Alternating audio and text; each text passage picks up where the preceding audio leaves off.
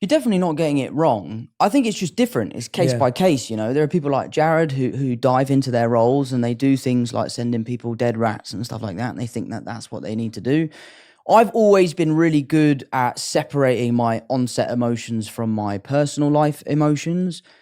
As a young kid, I used to really heavily rely on my personal emotions to get them to come across on screen. And I just found it really unhealthy. I just found that like the line between my life and my character's life would be blurred. And ultimately, at the end of the experience of making the film, I would be a very different person, but not because of my experiences as Tom. It would be because of my experiences as my character. So I decided very early on to find certain techniques and certain ways to get into those emotions from a sort of technical point of view. I never sit on set and think about my mum getting sick or never speaking to my brothers again or something like that. I never blur the lines with my personal life and my work life.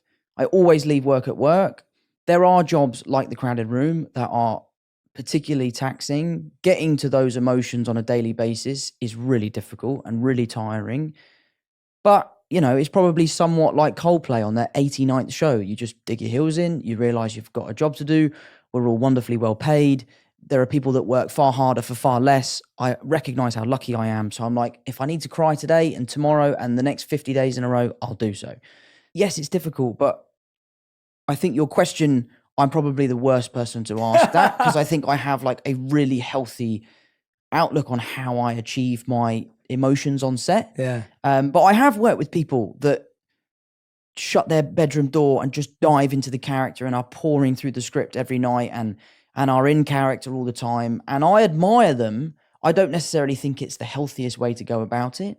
But yeah, I've always been really strict on myself to leave my work at work. Obviously, I come home and read the script and do all of my prep work, but I'm leaving the character at work because it's too much, especially when you're playing a character like Danny from The Crowded Room. Like, you can't bring that into your personal life. It's tough. Yeah. Yeah. I mean, but I'm actually glad I asked it to you either way, because what I'm actually hearing is you did it early on and you saw it wasn't healthy. Sure. And so you actually found another way. Yeah. And it's really interesting because a lot of people may not have found another way, or that is their way and that is their method. Mm-hmm. And so it actually is interesting hearing it from your perspective.